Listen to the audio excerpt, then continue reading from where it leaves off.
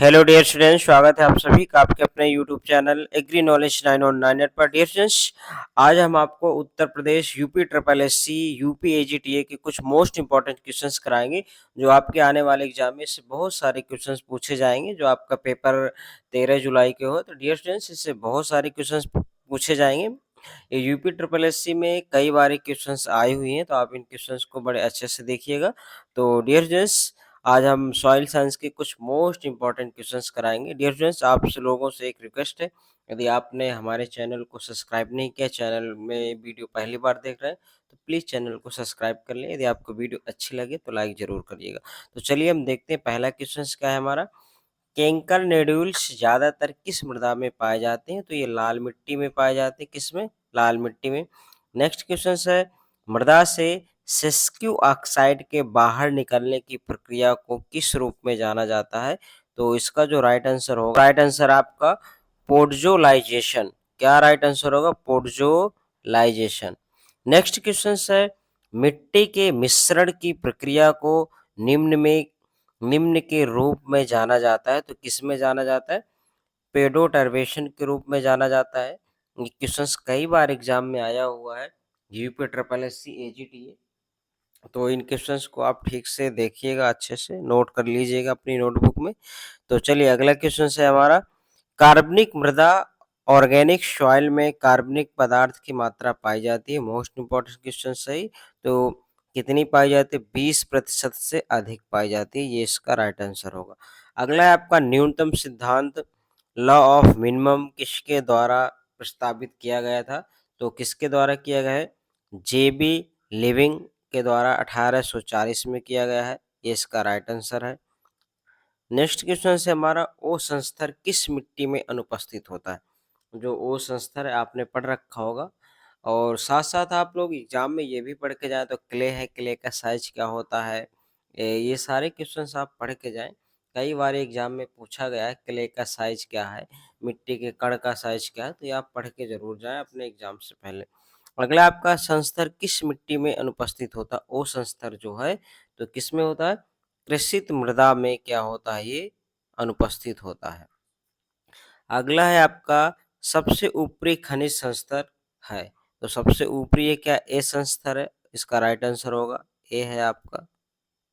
Next है, clay मिट्टी के कण का व्यास। ये देखिए आपका एग्जाम, क्ले मिट्टी के कण का व्यास होता है। ये आरपीएससी डबल एओ 2009 में राजस्थान में जो आरपीएससी होता है, डबल एओ का एग्जाम होता है, वहाँ पे भी पूछा गया था।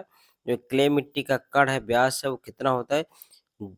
0.002 मिली से, यानी एमएम से भी कम होता है। 0.002 एमएम से कम होता है। ये इसका राइट आंसर होगा। नेक्स्ट क्वेश्चन है, मृदा संरचना जो खेती के लिए सबसे अच्छी है वह है, तो वह कौन सी है आपकी? ठीक है। नेक्स्ट है आपका, अधिकांश मिट्टी का कण घनत्व होता है। जो ज़्यादातर जो मिट्टी होती हैं उनका जो कण घनत्व है, वो पार्टिकल डेंसिटी है, वो कितना होता है? 2.65 इतना होता है इसका। नेक्स्ट है आपका, समान मिट्टी का स्थूलत्व घनत्व होता है। तो इसका जो जो जनरली मिट्टी होती है, समान मिट्टी होती है, उसका स्थूलत्व घनत्व कितना होता है? तो 1.33 होता है। अगला है आपका, सबसे अधिक रंध्रावकाश किस मिट्टी पर पाया जाता है? तो क्ले मृदा पर पाया जाता है। किसमें भाई? क्ले मृदा। नेक्स्ट क्वेश्चन है हमारा, अगला क्वेश्चन है आपका, क्लियोनाइट एक प्रकार का खनिज है। तो क्लियोनाइट क्या है? एक प्रकार का खनिज है। तो 1:1 अविस्तारी प्रकार का है। अगला है आपका, मांट मोरिलोनाइट एक प्रकार का खनिज है। तो इसमें 2:1 विस्तारशील है। अगला आपका, वर्मीकुलाइट एक प्रकार का खनिज है। ये बहुत बार एग्जाम में पूछा गया है, वर्मीकुलाइट। वर्मीकुलाइट एक प्रकार का खनिज है। तो इसमें क्या है? 2:1 सीमित विस्तारशील। 2:1 सीमित विस्तारशील।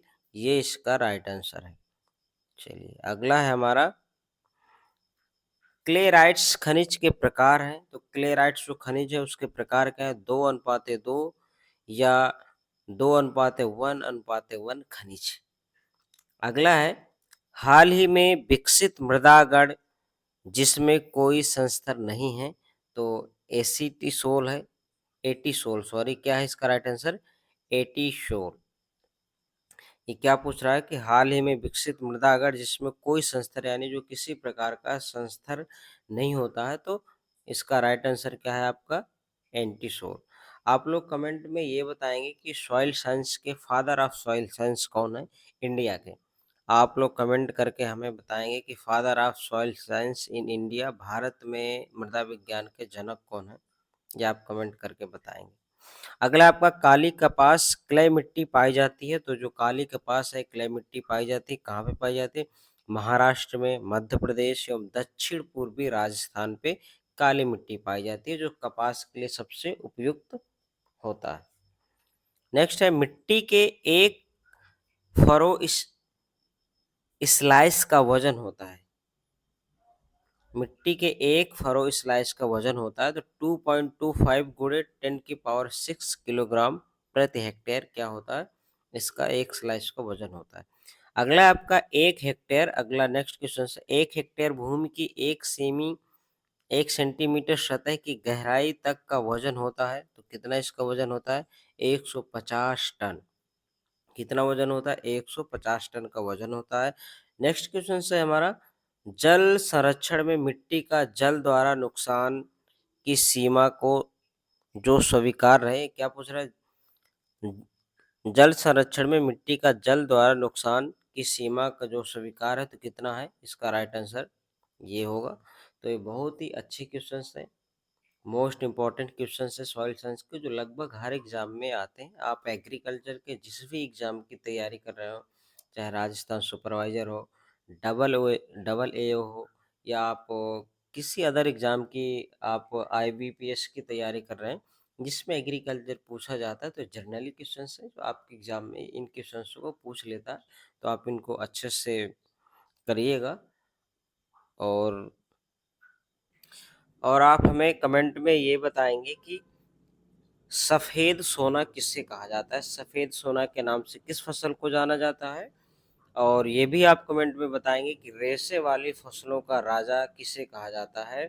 जो अगर आपसे क्वेश्चन पूछ लिया जाए कि किंग ऑफ फाइबर, तो दो क्वेश्चन से आपको कमेंट में बताना है कि सफ़ेद यानी सफ़ेद सोना किसे कहा जाता है, किस फसल को, और जो फाइबर्स वाली क्रॉप्स होती हैं उनका राजा किसे कहा जाता है, ये आप लोग हमें कमेंट करके बताएंगे। तो डियर फ्रेंड्स, आज के वीडियो में सिर्फ इतना ही, मिलते हैं अगले वीडियो में।